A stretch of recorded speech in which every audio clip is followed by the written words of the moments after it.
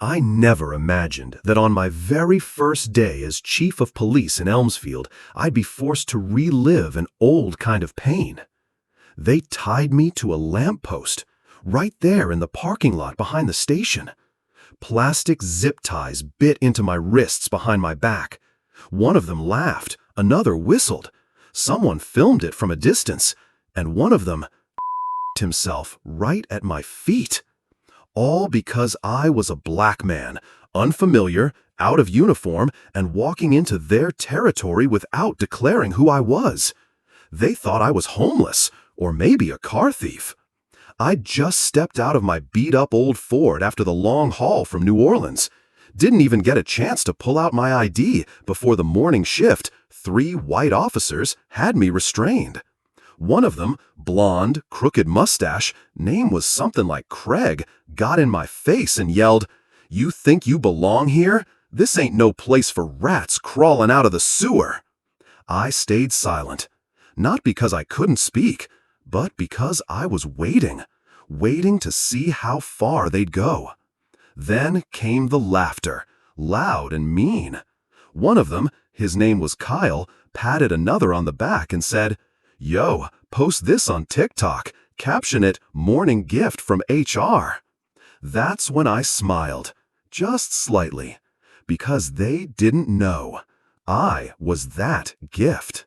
My name is Darius Holloway. I'm 42, former U.S. Army Special Forces, top of my class, Federal Police Academy, class of 2008, led anti-narcotics raids along the Mexican border, commanded security forces during the New Orleans riots post-Katrina, and now newly appointed chief of police for Elmsfield, a town no bigger than a postcard, but rotten to the core of its justice system.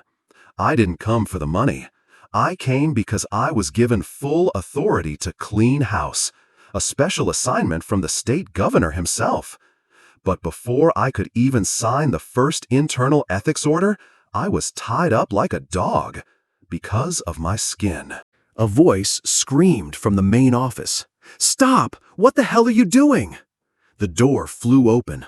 A woman, white, blonde, steel in her eyes, charged out. "Let him go, now!" They scrambled. Hands dropped from the zip ties. One of them stammered. "We thought he was..." "Was who, exactly?" she snapped. Then she looked at me.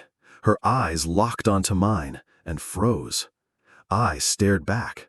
Not a word. "Oh my God! Are you Darius Holloway?" I gave a single nod. Silence blanketed the lot. The wind tugged at my jacket, carrying a chill far colder than the air, because humiliation like that doesn't sting from the act itself. It's the truth behind it that cuts deepest. What happened to me wasn't a fluke. It was the symptom of a culture that's been allowed to rot unchecked. Once unbound, I walked straight into the command office. No one met my eyes. Heads hung low. A few smirked, like it was just some harmless joke. I said nothing, just opened my leather folder, set it on the conference table, and slid a document across. Appointment order, Darius Holloway, Chief of Police, effective today. The sound of paper hitting wood cracked like gunfire. Faces went pale. Helmets clenched in trembling hands. But I kept my eyes locked on Craig, the one who'd on me, and said, "You've got 10 minutes to leave this building. A suspension order is coming your way this afternoon, pending formal investigation." And in that silence, one question burned in their eyes, and in mine. What's he gonna do next? I knew this was only the beginning, a warning shot. They wouldn't go quietly. I had just become the first black man to ever hold power in the Elmsfield Police Department, a place once investigated for excessive force against minorities. 3 deaths in custody, no accountability. Could I hold the line, or would they crush me from within? That answer wouldn't come easy, but I swore, no matter how long it took, I wouldn't let them bury me the way they did the ones who came before. I used to think I'd grown tough enough to be numb to the ignorant sting of racism. But the truth is, When your hands are zip-tied behind your back, the stench of piss curling in your nose, and the sound of smug laughter echoing off uniforms just like your own, your mind doesn't stay in the present.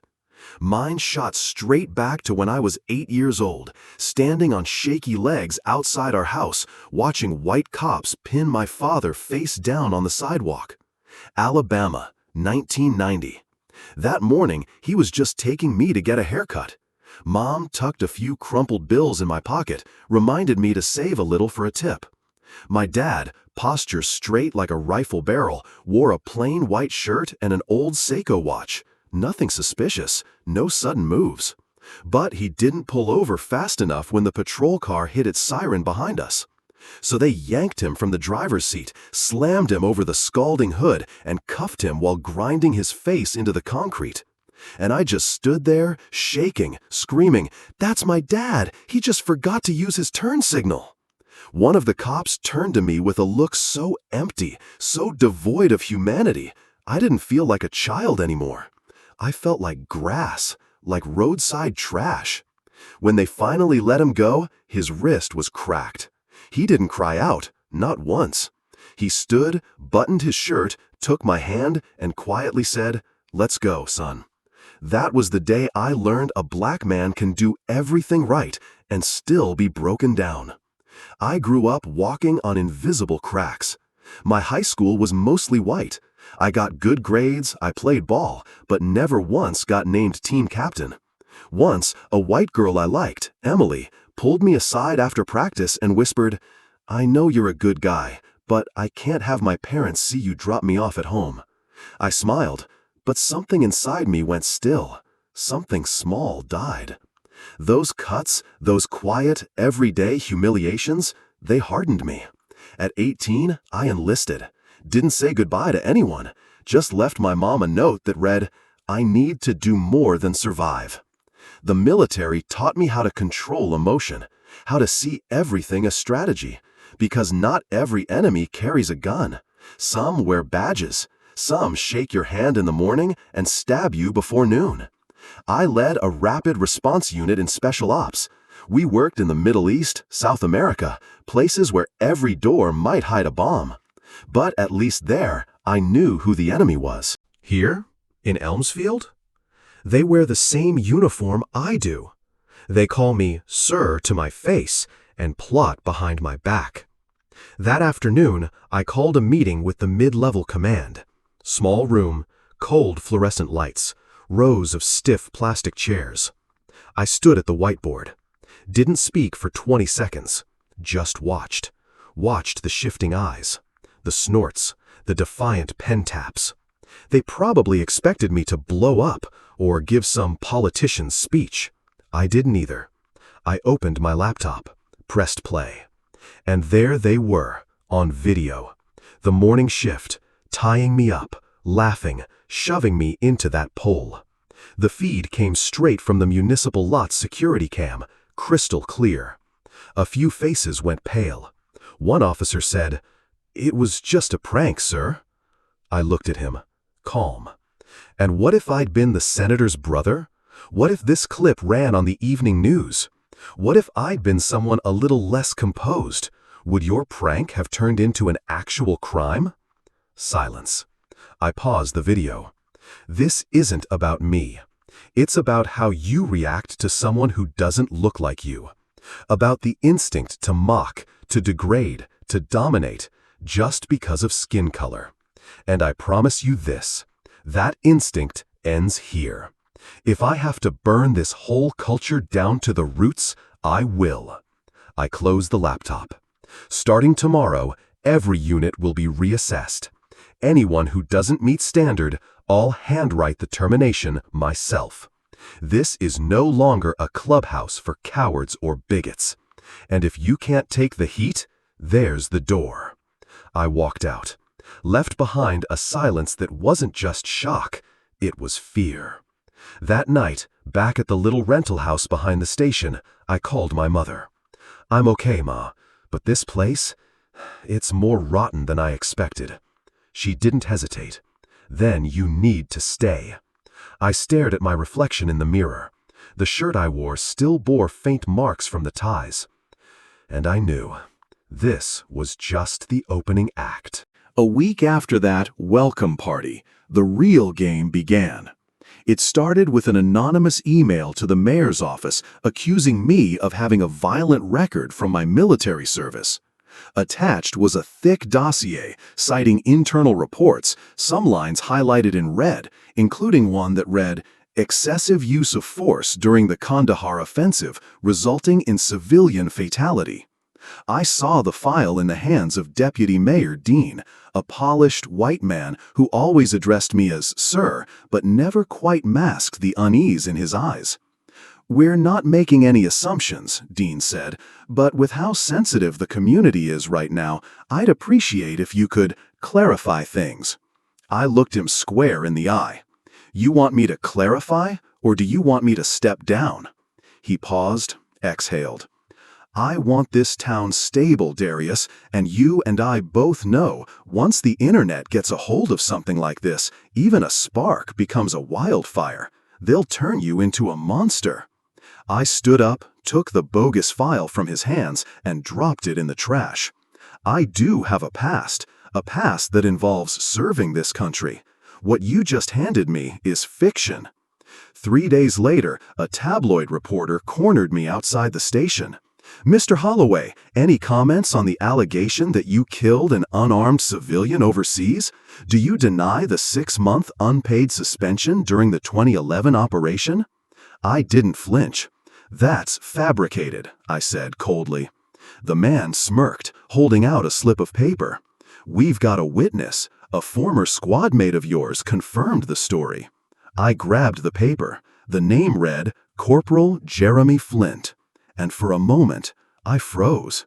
Flint had been my assistant gunner back then, lazy, incompetent. He dodged duty rosters constantly. I disciplined him more than once, but I never thought he'd betray me, or worse, be bought. I tore through my old records, checked every entry in my military evaluation file. Nothing. No allegations, no suspensions. I called an old friend at the Veterans Brigade, Lieutenant Colonel Bryson, asked him to verify. His answer was fast, firm. "There's no testimony on Flint. In fact, Flint wasn't even deployed to Kandahar at that time." This wasn't just rumor-mongering. It was a manufactured takedown. Then came the second strike. A voice recording surfaced on Reddit. A man, sounding eerily like me, cussing, vowing to clean out the dumbass white cops from that filthy department. It exploded. Hundreds of comments, people calling for protests, demanding I be sent back where I came from. I was suddenly labeled an extremist. Even though I never said those words, enough people believed them. The department turned cold. Suspicion spread. I was being attacked on 3 fronts. My military record, falsified. My public image, smeared. My internal command, fractured. And someone, somewhere, was pulling the strings. I suspected Craig and Kyle, those 2 clowns from day one, were retaliating. But they weren't smart enough to forge military files. This was coming from higher up. Someone dangerous. Someone with reach. That night, I drove to the bar where the off-duty cops like to hang out. Sat in a dark corner, cap low, bourbon in hand. Didn't take long. Craig and Kyle strutted in, followed by a third man, gray hair, trench coat. Someone I'd never seen before. "That bastard won't last," Craig sneered. "The Flint paperwork, good?" Kyle asked. The gray-haired man nodded. "Solid. I've got a guy inside the DA's office. He'll trigger a formal probe. Doesn't matter if Holloway's clean. By the time we're done, he'll be forced to resign." I sipped my bourbon. My heart didn't race. Not because I wasn't angry, but because I finally knew what I was up against. On the way home, I called Bryson again. Asked him to dig into the Jefferson County DA's office, specifically around 2014, the year I disciplined Flint. One name stood out. Gavin Rourke, former chief prosecutor. Retired in 2020 after a quiet internal scandal. Still tied to powerful networks across the South. I pulled up the photo I'd snapped earlier from the bar. Grainy, but unmistakable. The gray-haired man was Rourke. And now the question wasn't what they were doing to me. It was why. Why was a man like Rourke so hell-bent on removing me? And more importantly, who was paying him to do it? I didn't have all the answers yet, but I knew one thing for sure. They didn't just want to discredit me.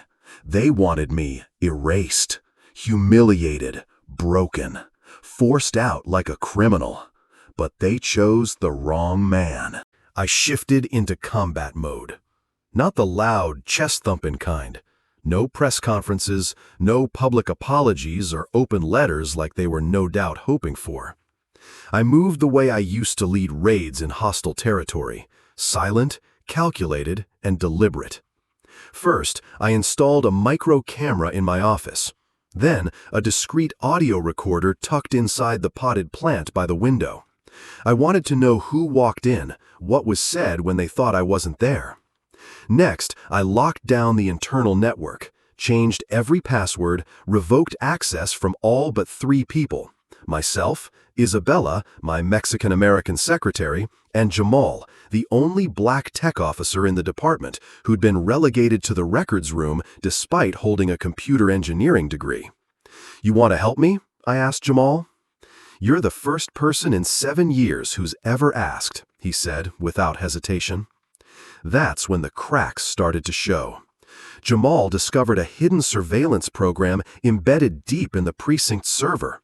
It was intercepting and forwarding copies of my emails, even deleted ones, to an address labeled blueashconsulting@outlook.com. We traced the IP, routed through 3 countries, but the endpoint? Still within our own state. "They're watching you," Jamal whispered. "Every word." It was time to expand the battlefield. I reached out to an old contact in the Department of Justice, Yvonne Starks, a senior internal affairs inspector. She'd helped me take down a dirty precinct in Houston once. I called her in the middle of the night. "Elmsfield's compromised, Yvonne. It's organized. I need deep cover support." Her voice came back calm, steely. "You have evidence?" "I'm collecting it. I need an embedded investigative team." Silence. Then, 3 days. "Look for a moving truck with a plate ending in 771. Inside will be 3 of my people. They'll come in as IT contractors." 3 days later, the IT team showed up. An Asian man, a white woman, a black man. They carried toolkits and equipment into the building, installed new routers and security cams. Nobody questioned a thing. From that moment on, every whispered word, every meeting, every email belonged to me. I just needed a few more days to rip the whole thing open. But they weren't done yet. One morning, I arrived at the station to find my office door pried open, files scattered, my desktop gutted, hard drive gone. But they didn't know. My real drive was hidden in a router mounted in the ceiling. That same day, I got a call from my mother in New Orleans, her voice trembling. "Someone shattered my front window last night. I'm okay, but I'm scared." I gripped the phone, my jaw locked tight. Now they were going after my family. This wasn't politics anymore. This was war. I drove home in silence. That night, while scanning the ceiling from my living room floor, I saw it. A small red dot glinting just beyond the window. Laser sight. Instinct kicked in. I dove to the ground just as the glass shattered from a bullet. I didn't sleep. I sat in the dark, Glock at my side, eyes on the door. One thought circling my mind. "They're afraid of you, Darius. Afraid of what you know." The next morning, Yvonne called. We've got 2 recordings, Kyle and Gavin Rourke, both talking about backing him into a corner and activating the contingency evidence package to force your resignation. Anything concrete? More than concrete. Rourke admitted paying Flint 25 grand for false testimony, and a mid-level officer, Marcus Delton, was the one leaking intel internally. Marcus Delton, assistant deputy chief, the same smug bastard who chuckled the first time I walked through the station doors, always said "sir" through gritted teeth, eyes full of contempt. I sat still for a long moment. The pieces were in place. I had enough to dismantle the entire command structure at Elmsfield, but I needed to do it right, not just to remove them, but to lock the doors behind them forever. I invited Dean, the deputy mayor, for a quiet lunch. "I know you care about this town's stability," I said, "but you need to understand something. If I go down, this whole place sinks with me. The feds will crawl through every record. This town will burn." Dean leaned back, exhaled. "I never trusted you, but now I have to choose. Keep my seat or keep my integrity." I smiled, lifted my coffee. "Choose integrity, and I'll let you stand beside me at the press conference." He nodded. And just like that, I closed another door behind the rats. That night, I recorded a message, sent it to Rourke through an anonymous email. One sentence: "Withdraw from Elmsfield, or be arrested at home." No reply. But by morning, he was gone. His office in the next county suddenly closed for health reasons. As for Kyle, Craig, and Marcus Delton, I had something special planned for all 3 at the next week's staff meeting. A meeting I knew none of them would never forget. Just 2 days before the meeting that would change everything, they hit me with what they thought would be the final blow. A video exploded on Twitter, grainy footage of a black man in a white shirt striking a young white kid across the face in a parking lot. The caption read, "This is how the new chief treats Elmsfield citizens." It spread like wildfire. Within 4 hours, #FireHolloway was the #1 trending topic. Local news vans circled the station. Protesters gathered outside, holding signs, shouting demands. Callers flooded the radio station with the same message: "We can't let a man like that run this town." Then came the letter from the mayor's office. Sitting on my desk like a coffin lid, a polite request for me to voluntarily step aside pending investigation. No arrest, no official charges, but the message was loud and clear: disappear or be erased. I sat alone in my dark office.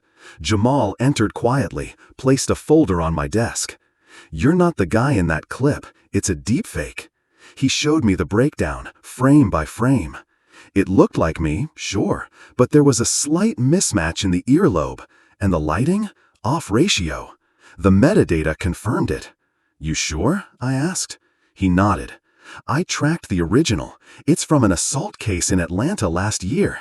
They just pasted your face on it." I held the file, my hands trembling, not from fear, but because I finally understood. They weren't going to stop. That night, I came home to find my front door cracked wide open. The neighbor's dog barked nonstop. Lights flickered inside. I stepped in. The house was torn apart. On my dining table, a dagger was stabbed into the wood.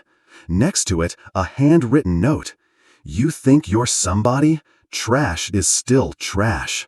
Get out." I didn't call the cops. Call who? They were the ones orchestrating this. The uniforms were the terrorists. I called my mother. The phone rang endlessly. No answer. My chest tightened. Cold sweat soaked my back. I called her neighbor, Mr. Henry. He picked up, panicked. "She collapsed in the bathroom, Darius. Paramedics just took her." I dropped everything and drove through the night to New Orleans. At the hospital, my mother lay still in recovery. The doctor said, minor stroke, brought on by stress. Signs point to psychological trauma. I sat by her side, watching the woman who once held our family together through winters without heat. The same woman who used to sneak bills into my jacket so I could afford college fees. Now laying here, because of me. I held her hand and whispered, "I'm sorry, Ma, but I can't back down." When I returned to Elmsfield the next morning, I had a plan. I gathered Yvonne's team and Jamal in a locked room. Tonight, we release everything.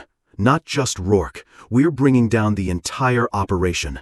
7 people in total. From the DA's office to the town council, from corrupt cops to dirty contractors. Yvonne nodded. Warrants are ready. We just need your green light.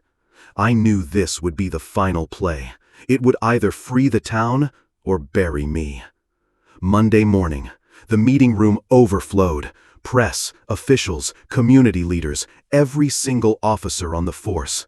Kyle, Craig, Marcus Delton, all in the front row, faces like stone. I walked to the podium. No pleasantries, no appeasement, just truth. In the past 4 weeks, I've been threatened, framed, slandered, and nearly silenced by people sitting in this very room. But I didn't come to Elmsfield to fold. I came to dissect a sickness, and today we cut it open. I nodded to Jamal. He hit play. The screen behind me lit up.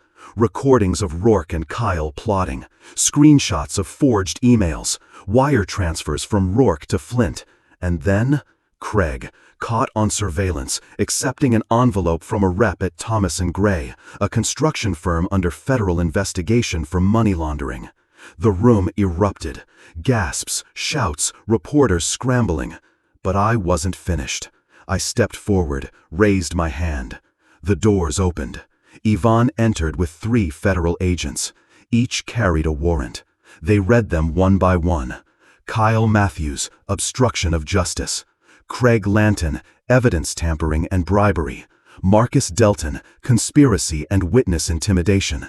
Gavin Rourke, interstate conspiracy to commit criminal acts. Some people stood and clapped. Others were too stunned to move. I scanned the room, let the silence settle. Then I said, "The truth doesn't need protection. It just needs to be seen." And in that moment, I knew. I hadn't just exposed a plot. I'd incinerated a machine that had run unchecked for 15 years. But I also knew the real victory still lay ahead. The news exploded. New Elmsfield police chief uncovers racist conspiracy within department.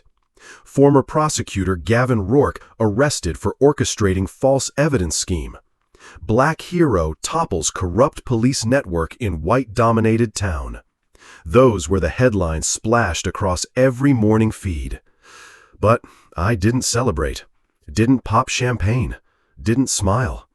I sat on a long bench outside the ICU in New Orleans, gripping a lukewarm coffee and staring at the headlines like I was watching someone else's life unfold. Yvonne called. "We just got word from the federal court," she said. "Elmsfield will be under internal oversight for 18 months. You stay on as chief, but you have full authority to rebuild the entire command from scratch." I exhaled. "Thanks, but I won't be choosing anyone from the old roster." That same week, I issued an internal memo. All mid-level officers are required to submit to a new ethics review. Failure to comply will be treated as a voluntary resignation. Every personnel file will be reviewed by an independent counsel, comprised of a veteran, a community representative, and a civil rights attorney. We're not just rebuilding a department, we're redefining what justice looks like in this town. The reaction? Half requested transfers. A quarter vanished without a word. The rest stayed, because they wanted to do better. I started holding weekly listening sessions, not behind a desk, not inside a cold precinct office, but out in the open, downtown, at the town square, wearing a t-shirt, Jeans, no gun, no badge. Just a man, sitting among the same people who once looked at me with fear and suspicion. At first, only a few curious elders showed up. Then, one day, a young Latino kid walked up and asked softly, "Chief, if I got arrested once for stealing something, could I ever apply to be a cop?" I didn't hesitate. "You can apply, and if you're serious about change, I'll show you exactly how." His face lit up. Not from hope, but from something deeper. The feeling that, for once, someone left the door unlocked. I promoted Jamal officially to head of tech, and Isabella, my quiet, razor-sharp secretary, became our first community advisor. The first non-uniformed person to have a weekly seat at the strategy table. Because if you want to change the way a police department sees its community, you start by putting the community in the room where decisions are made. Then, one day, I got a letter. Not from a lawyer. Not from the press. From Craig Lanton. Yeah, that Craig. The one who'd urinated on me during my first day. Now sitting in jail, waiting on trial. He wrote, "I don't expect forgiveness, but I've been in this cell 3 weeks, and I think I finally get it. I grew up in a town where they taught me black equals danger. I never questioned it, I just repeated it. But when you stood in that room, you didn't scream. You didn't hit back. You cracked every lie I believed without laying a hand on me. If there's another life, I'd want to serve under you in it." I didn't cry, didn't smile, just folded the letter, slipped it into a drawer, and whispered to myself, "We're on the right path." Late one afternoon, there was a knock at my office door. It was Dean, the deputy mayor, and a woman I didn't know. She introduced herself as a representative from the U.S. Department of Justice, and she came holding a red folder with a single, short message. "We'd like to offer you the role of security advisor to distressed jurisdictions across the southern states, places facing the same kind of institutional bias Elmsfield went through." I froze. "Why me?" I asked. She smiled. "Because you didn't just tear down what was broken. You built something better." I looked around my office, the same room where they once watched me, mocked me, plotted behind my back. Now it felt different, solid, steady, mine. But I didn't say yes, not yet, because there was still one thing left to do. That night, I returned to the parking lot behind the station, the same one where they zip-tied me to a pole on my very first day. I brought a small wooden plaque, black background, white letters. Here stood a man tied to a pole because of his skin color. But from this very spot, that same man began to reclaim justice. Elmsfield Police Department, 2025. I fastened the plaque to the base of the lamppost. The wind stirred gently. No cameras, no crowd, just a man standing where he was once humiliated, now marking the ground where he was reborn. The ceremony was held in Jackson, the capital of Mississippi, home to the Southern Regional Security Office. I wore a dark blue suit, brown tie, nothing flashy. Not to impress, but to remind myself I wasn't here to prove anything. I was here to do what's right. On stage, the spotlight hit my face as the announcer read my name aloud. Former Elmsfield police chief, who led one of the most successful internal investigations in the past decade, will now serve as federal security advisor under the Department of Justice, overseeing regions affected by racial conflict and misconduct within law enforcement. The room rose to its feet. There were whistles. There was respect in the eyes of strangers. But I didn't look at them. I looked at the front row, where my mother sat, holding Jamal's hand. Her eyes shimmered, her lips pressed tight to hold back tears. After the ceremony, a reporter approached me.